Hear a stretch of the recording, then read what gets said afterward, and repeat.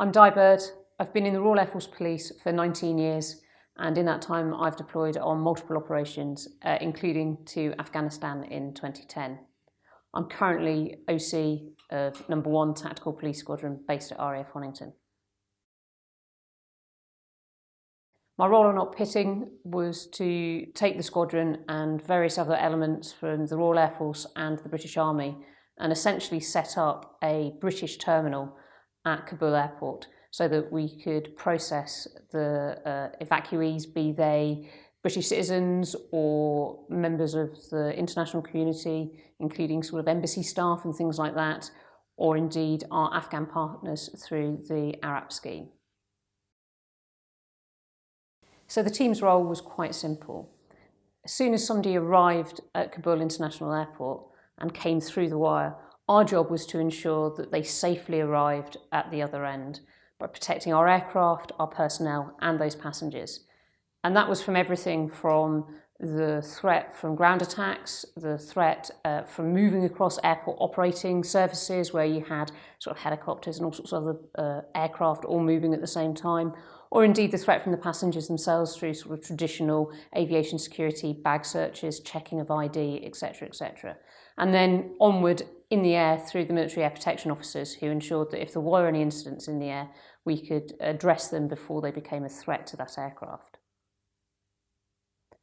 My specific role as the OC was really as a problem solver. So that was everything from when we arrived, actually finding a terminal building that we could use, through to sorting failing power systems, finding food for babies and for the passengers, or finding medical assistance when it was needed.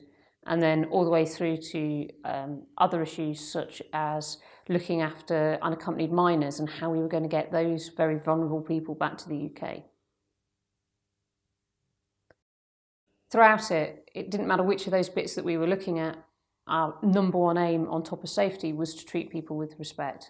And that was particularly important as our passengers were scared. They were really, really scared. They'd lost everything. They were coming to us with just 10 kilos. We were speaking a different language. They had been through, in some cases, some really horrific things to get there. So keeping them calm, treating them with respect and dignity, treating them as we would want to be treated and as we would want our parents and our brothers and our sisters to be treated was really important. It became more challenging as time went on, as the humanitarian situation got worse, as the conditions on camp deteriorated, and as we got tired. But the team were incredible, especially when you consider how young and how inexperienced a lot of them were. The youngest on my team was only 19 years old.